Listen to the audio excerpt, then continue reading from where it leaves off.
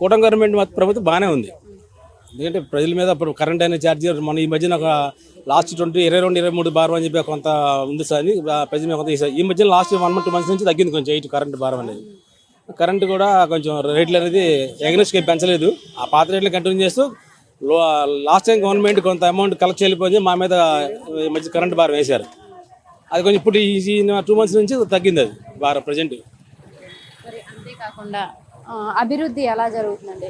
అభివృద్ధి పరంగా చూసుకుంటే గవర్నమెంట్ బాగానే ఉంది ప్రభుత్వం మీద. ఎందుకంటే గత ప్రభుత్వం ఓన్లీ ఆ సంక్షేమం మీద డబ్బులు వేయటం మీద ఇది పెట్టింది, కానీ ఈ ప్రభుత్వం సంక్షేమం చేస్తుంది, ఈ డెవలప్మెంట్ అనేది వస్తుంది. రోడ్లు కానీ ఇలా లైటింగ్ కానీ ఇప్పుడు మన రాజధాని అనేది మనకు లేదు, అది మన రాజధాని కడతాం. కానీ ఎందుకు మనం ఉన్నామంటే ఇల్లు అనేది మనకు ఉండాలి, ఇంట్లో ఉండాలంటే అట్లాగే మన స్టేట్ కూడా ఒక రాజధాని అనేది అవసరం.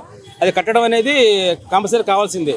డెవలప్మెంట్ అనేది సంక్షేమం కూడా రెండు సమతుల్యంగా చేస్తుంది అనేది నా అభిప్రాయం. సంక్షేమం అంటున్నారండి, మరి గత గవర్నమెంట్ లో ఇదే డబ్బులు ఇస్తే అనవసరంగా ఇచ్చేసారన్నారు, మరి ఇప్పుడైనా వాళ్ళు అన్ని తీసేయొచ్చు కదండి? తీసేయచ్చు కదా అంటే అది రాజకీయంగా చూసుకుంటే వాళ్ళకి ఈ ప్రభుత్వం నిలబడాలంటే సంక్షేమం తప్పట్లేదు. ఎందుకంటే అది అలవాటు చేశారు ప్రీవియస్ గవర్నమెంట్. ఈ అలవాటు అనేది 10,000 అని చెప్పేసి అమ్మఒడి అని చెప్పేసి అలవాటు చేశారు. దాన్ని త్వరగా ఇల్లు కంటిన్యూ చేయకుండా అన్ని చేయకుండా కొన్ని మహిళ ఒకటి ఇస్తామన్నారు, తీసేస్తే బాగానే ఉండదు. అసలు మెయిన్ ఏంటంటే విద్యా వైద్యం ఉచితంగా ఇచ్చేసి మిగతా తీసేస్తే ప్రజలకు అసలు మెయిన్ కావాలి అదే కదా. ఏ రోగం వచ్చేసరి పేదవాడు హాస్పిటల్కి వెళ్ళాలంటే 1,00,000 వేలు అయిపోతుంది ఫీజులతో కలిపి. వైద్యం అనేది కూడా ఇది వాళ్ళ వ్యాపారమే, విద్యారంగం వాళ్ళ వ్యాపారం అయిపోయింది. అది పెడితే బాగానే ఉంటుంది, కానీ అది ఒక్కటే చేసేసి ఈ మీద సంక్షేమం తీసేస్తే ప్రభుత్వం నిలబడవు. ఇన్ని చేస్తున్నారు, ఏదైతే ఆరోగ్యశ్రీ ఉందో ఆరోగ్యశ్రీ అయితే పని చేయట్లేదు అంటున్నారు ఎక్కడ చూసినా కానీ. మరి దానికి ఏదైతే నిధులు కేటాయించి ఇవన్నీ కొంచెం ఇచ్చేయచ్చు కదండి? చేయొచ్చు, అది కూడా చాలా మంది అంటే ఏదైనా కాలు విరిగినా చెయ్యి విరిగినా అంటే చేయించుకునే వాళ్ళు చాలా మంది ఉంటారు. మరి దాని మీద చేసేసి ఇప్పుడు అది అసలు పూర్తిగా పని చేయట్లేదు, ఆగిపోయిందని చెప్తున్నారు. మరి దాని మీద చేయొచ్చు కదా, అదైతే ఎలా ఉండేది? అది చేస్తే బాగానే ఉంటుంది. ఎందుకంటే పేదవాడికి వెళ్ళేది వైద్యం హాస్పిటల్ కాబట్టి అది ఆరోగ్యశ్రీ ఉపయోగపడుతుంది కాబట్టి వీళ్ళే ఉంటారంటే మా నిధులు ఇవ్వట్లేదు కాబట్టి మేము ఆపేస్తామని చెప్పేసి చెప్తున్నారు హాస్పిటల్ వాళ్ళు. ప్రభుత్వం అనేది కలిపి చేస్తే బాగానే ఉంటుంది. అది మాత్రం ప్రజల్ని ఇచ్చేయడమే. ఆరోగ్యశ్రీ దాని మీద మాత్రం కంపల్సరీగా ఎన్ని ప్రభుత్వాన్ని ఒత్తిళ్ళు ఉన్నా సరే ఆరోగ్యశ్రీ అనేది కంపల్సరీగా అమలు చేయాలి. ఎవరికైనా అది ఉపయోగమే. ఎందుకంటే అప్పుడు రాజశేఖర రెడ్డి పెట్టింది అనేది పెద్దవాడు ఉపయోగపడాలనేది. ఇవాళ ఇది చేస్తున్నారు, కానీ కొన్ని వాళ్ళు ఏంటంటే ఈ డెవలప్మెంట్ అనేది కొన్ని కాన్సెప్ట్ పెట్టుకున్నారు కాబట్టి నిధులకి ఇది రిజిస్టర్ చేయలేక చేస్తారు అనుకుంటున్నారు. కానీ మెయిన్ ఇది చేస్తే బాగుంటుంది. ఇది చేయకపోవడం అనేది ప్రభుత్వ వైఫల్యమే. ఆరోగ్యశ్రీ అనేది చేయకపోవడం అనేది ప్రభుత్వ వైఫల్యమే. దీన్ని మాత్రం ప్రభుత్వం గుర్తించి పేదవాడికి ఉచిత వైద్యం అందిస్తే మాత్రం గవర్నమెంట్కి ఒక మంచి పేరు వచ్చే అవకాశం ఉంటుంది. అంతేకాకుండా జగన్మోహన్ రెడ్డి గారు ఏదైతే ఉన్నాడో ఆయన 3 రాజధానులు అన్నారండి. ఆ 3 రాజధానులు అయితే ఒకవేళ ఎలా ఉండేదండి? 3 రాజధానులు ఇలా కట్టలేదు కాబట్టి దాని గురించి మనం మాట్లాడదాం అసలు. ఎందుకంటే ఆయన 3 రాజధానులను ఒక రాజధాని కట్టలేకపోయాడు. ఆయన ఇప్పుడు కట్టేదే వాళ్ళని కూడా విమర్శిస్తూ డబ్బులు అక్కడ పెడతారు చంద్రబాబు నాయుడు అని అంటున్నాడు. అది కాకుండా మన స్టేట్మెంట్లో 3 రాజధానులు మర్చిపోయి మళ్ళీ మావిగారు అని చెప్పేసి కొత్త నిబంధన ఇచ్చాడు. అదే ఆయనకు స్టాండర్డ్ లేదు.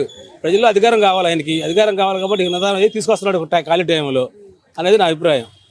రాజధాని 3 రాజధానులు కట్టుంటే బాగుంటుంది, ఆయన కట్టలేపోయాడు కాబట్టి అది మైనస్ అయ్యేది ఆయన.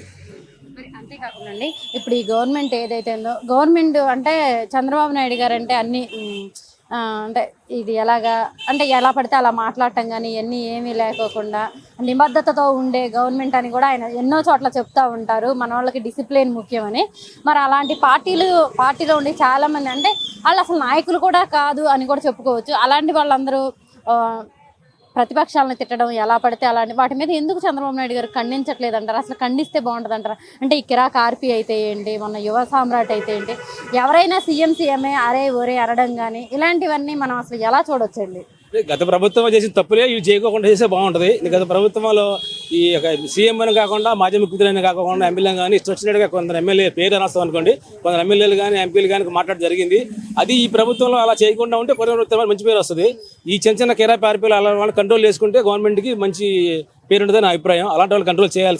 సీఎంగా అంతగా ఆయన వెళ్ళిపోయినా కొంత కింద క్యాటర్ కానీ వీళ్ళు కంట్రోల్ పెట్టేసేసి ఆంధ్రప్రదేశ్ సోషల్ మీడియా అనేది వల్ల వెచ్చలుడిగా అయిపోయింది. ఎవరు పడితే దానిలోకి వెళ్ళిపోతున్నారు, ఏమైనా మాట్లాడేస్తున్నారు. అయిపోయినాయిగా. బొత్స సత్యనారాయణ గారు వీళ్ళందరూ చూడమన్నారుగా, పైకి ఎక్కి బిల్డింగుల మీదకి ఎక్కి బొత్స సత్యనారాయణ గారిని వీళ్ళందరినీ చూడమన్నారుగా. గ్రాఫిక్ అయితే కింద చూడమన్నారుగా, అది మరి కావలేదు కదా.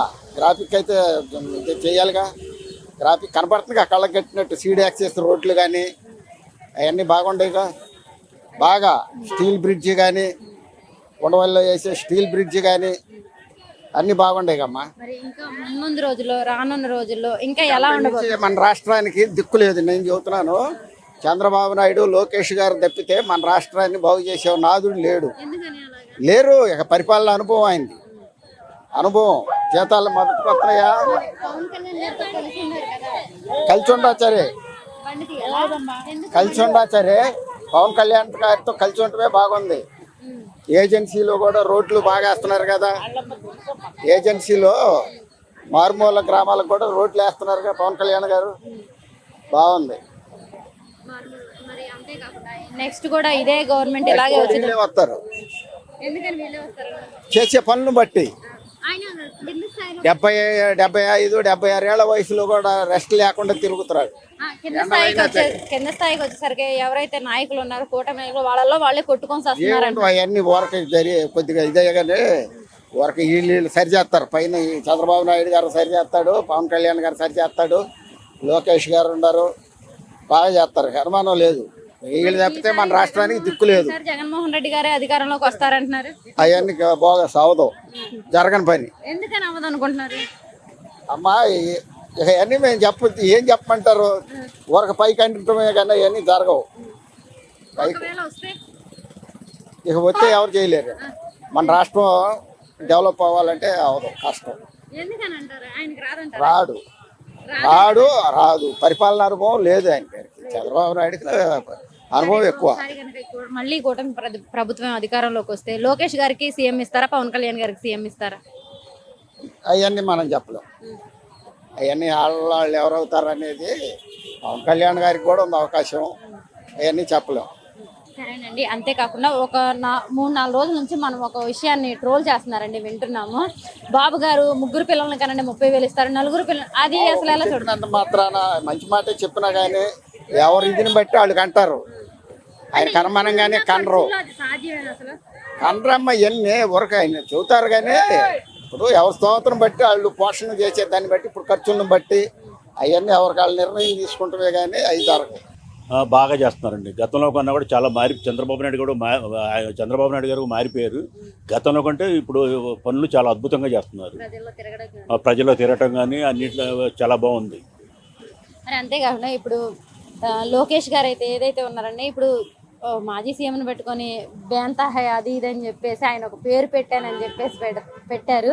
బేంతాహాయ్ అని పెడుతున్నాను నేను జగన్మోహన్ రెడ్డికి పేరు అని చెప్పేసి అన్నారు. మరి ఇలాంటివన్నీ చూస్తే మరి ఎలా చూడొచ్చండి ఇవన్నీ? అసలు ఏంటన్నారు ఒకసారి చెప్పండి. లోకేష్ గారు జగన్మోహన్ రెడ్డి గారికి నేను పేరు పెడుతున్నా బేంతాహాయ్ అని చెప్పేసి, అంటే బేంతాహాయ్ అంటే బెంగళూరు నుంచి విజయవాడ అని చెప్పేసి ఒక మాట అన్నారండి. మరి ఇలాంటివన్నీ చంద్రబాబు నాయుడు గారు ఖండిస్తారంటారా? అంటే ఇప్పుడు మనం ఇలా అంటే నెక్స్ట్ టైం ఎప్పుడైనా వాళ్ళు ఎలా అంటారు దీని అంటే క్రమశిక్షణ ఇవన్నీ అంటారు కదా చంద్రబాబు నాయుడు గారు. మరి ఇలాంటి మాటలు మరి ఒక స్థాయిలో ఉండి అంటే విద్యాశాఖ మంత్రిగా ఉన్న లోకేష్ గారు మరి ఇలాంటి మాట్లాడడం అలాంటివి ఖండిస్తే బాగుంటుంది మేడం. అది అలాంటి మాటలు వాడకూడదని చెప్పి నేను అనుకుంటున్నాను. చంద్రబాబు నాయుడు గారు ఖండిస్తే బాగుంటుంది అలాంటి మాటలు. అంటే ఇప్పుడు ఒక మాజీ సీఎంని పట్టుకొని ఆయన ఒక విద్యాశాఖ మంత్రిలో ఉన్న హోదాలో ఉన్న మనిషి సీఎం గారి తనయుడేయండి కూడా, మరి ఆయనే ఇలా అంటే మరి కింద స్థాయి నాయకులు ఎలా అంటారు? అలా అనకూడదులండి. అలాంటివి ఖండించాల్సింది ఎవరైనా కూడా. లేదా కరెక్ట్ గా అన్నారనుకుంటున్నారా? లేదు, అలాంటివి ఖండించాల్సింది ఎవరన్నా కూడా ఖండించాల్సిందే. ఎందుకు అసలు అంటే చంద్రబాబు నాయుడు గారి పార్టీ అంటేనే నిజాయితీ, ఇంకొక అంటే అదే క్రమశిక్షణ అని చెప్పేసి ఆయన ఎన్నో చోట్ల చెప్తూ ఉంటారు. మన పార్టీ క్రమశిక్షణలోనే ఉండాలి, మనోళ్ళు కూడా పార్టీ నాయకులు కానీ కార్యకర్తలు కానీ క్రమశిక్షణగా ఉండాలని అనేక సందర్భాల్లో ఆయన చెప్పడం జరుగుతూ ఉంటుంది. మరి ఈ పార్టీని ఆసరాగా చేసుకొని ఎవరైతే ఈ కిరాక్ ఆర్పీ లాంటి వాళ్ళు ఉన్నారో, వ్యవసామరాట్ లాంటి వాళ్ళు ఉన్నారో, చాలా మంది అంటే ఇప్పుడు వాళ్ళు ఏదో గతంలో సరే వాళ్ళు తప్పు చేశారనుకుందాం, మరి వీళ్ళు కూడా అదే తప్పు చేస్తూ అంటే అధికారంలో లేకపోయినప్పటికీ కూడా అనేకమంది మాటలు అంటుంటే అంటే ఎలా పడితే అలా మాటలు, మరి ఇవన్నీ ఎందుకు చంద్రబాబు నాయుడు గారు ఖండించట్లేదు? అవన్నీ నిదానంగా కొద్ది సర్దుబాటు చేసుకుంటారు. నిదానంగా ఇవన్నీ ఖండించుకుంటే బాగానే ఉంటుంది. అవి అంటే ఖండిస్తే బాగుంటుంది అంటారా, లేదంటే వీళ్ళు ఇలాగే మాట్లాడితే? అలా మాట్లాడకూడదండి ఎప్పుడు కూడా. అది కరెక్ట్ కాదు. అది ఖండించాల్సింది. అది ఎవరు తప్పు చేసినా తప్పు చేసినట్టే. అప్పుడు ఆయన తప్పులు చేశాడు, అప్పుడు వీళ్ళకి తేడా ఉండదు కదా. కాబట్టి ఇలాంటి ఖండిస్తేనే బాగుంటుంది. చర్యలు తీసుకుంటారంటారా చంద్రబాబు నాయుడు గారు వీటి మీద? చంద్రబాబు ఒక సీఎం మీద చర్యలు ఎవరు తీసుకుంటారండి? చంద్రబాబు నాయుడు గారు వీళ్ళ మీద చర్యలు తీసుకుంటారు. అది చెప్పలేమండి మనది కాదు. నిదానంగా అవన్నీ ఎక్కడి నుంచి చర్యలేం తీసుకోరు, కానీ అవన్నీ సరిదిద్దుకోమని ఆయనకి సరిదిద్దుకోమని చెప్పడానికి అవకాశం ఉంది. మామూలుగా గవర్నమెంట్ వచ్చేది, గవర్నమెంట్ ఇక్కడ ఈ గవర్నమెంట్ వచ్చిన కానీ చాలా వరకు బెటర్, డెవలప్మెంట్ బాగుంది. అంతకుముందు గవర్నమెంట్లో ఏంటంటే డెవలప్మెంట్ లేదు, ఫ్రీలు ఎక్కువ ఇచ్చారు, అది పరిస్థితి. ఇప్పుడు కూడా ఇస్తూనే ఉన్నారు కండి. అంటే ఇప్పుడు ఇచ్చే ఫ్రీలు వేరు, అప్పుడేమో మహిళలకు సంవత్సరానికి 15,000 అట్లాగా ఇచ్చుకుంటూ వచ్చారు, ఇప్పుడు అవన్నీ ఆపేశారమ్మా. అది మరి ఈ గవర్నమెంట్ ఎలా ఉంది అసలు? ఈ కూటమి గవర్నమెంట్ ఎలా పనిచేస్తుందండి? కింద స్థాయి నుంచి ఎలా పనిచేస్తుంది? స్థాయి నుంచి అంటే ప్రస్తుతానికి అయితే బాగానే ఉంది. వాళ్ళు అనుకున్నవన్నీ చేయగలిగితే మాత్రం గవర్నమెంట్ మళ్ళీ నిలబడుద్దమ్మా, లేకపోతే మాత్రం చెప్పలేం. అది పరిస్థితి. అంటే అనుకున్నవన్నీ అంటే ఎలా అండి? అంటే రాజధాని నిర్మాణం కానీ, పోలవరం కానీ ఇవన్నీ కనీసం 60% దాటి చేయగలిగితే వాళ్ళు మళ్ళీ వాళ్ళ గవర్నమెంట్ వస్తుంది. మరి అమరావతి అండి, అమరావతి మనకి రాజధాని అవ్వడం, పర్మనెంట్ రాజధాని అవ్వడం, క్యాపిటల్ అవ్వడం ఎలా అనిపిస్తుందండి? క్యాపిటల్ అవడం ఆనందంగానే ఉందమ్మా. అంతకుముందు రాజధాని ఏది అని చెప్పుకోలేని పరిస్థితి కదా అందరికీ. ఇప్పుడు రాజధాని మంది ఈ అమరావతి అనేది ఫిక్స్ అయిపోయింది. కాకపోతే అది డెవలప్ అయ్యి చేయగలిగితే మాత్రం ఆంధ్ర బాగా ఇది అవుతుంది. మరి 3 రాజధానులు అంటున్నారు, 3 రాజధానులు అన్నారు జగన్మోహన్ రెడ్డి గారు. మరి అలా అయితే ఎలా ఉండేది? ఏమి చేయలేకపోయారు కదమ్మా. 3 రాజధానులు అన్నారు, పోనీ అదన్నా చేయగలిగితే వాళ్ళు. ఇప్పుడు మావిగాని అంటున్నారు, మావిగాని అన్నా అప్పుడు చేయగలిగితే బాగుండేది. అప్పుడు మావిగాని అనేది రావాలి కానీ థాట్, అది చేయగలిగితే బాగుండేది. అంటే చేయలేకపోయారంటారా? చేయలేకపోయారు అంతే. మరి వాళ్ళ నాయకులంతా ఈసారి జగన్మోహన్ రెడ్డి గారే అధికారంలోకి వస్తారు అని అంటున్నారు. ఎవరికాళ్ళు అలా చెప్పుకుంటారమ్మ, తప్పులేదు, చెప్పుకోవాలి. మరి చెప్పుకోకుండా మేము ఈసారి కూడా రామని చెప్తే ఎవరు ఓటేరు కదా. చెప్పుకోవాలి, ఎవరైనా చెప్పాలి. ఇప్పుడు తెలుగుదేశం అయినా డెవలప్ చేయకపోతే రాదు అని మేము వాళ్ళు చెప్పరుగా. డెవలప్ చేసినా చేయకపోయినా మేము కష్టపడతాం, ఇంకా 15 ఏళ్ళు మాదే అని చెప్తారు.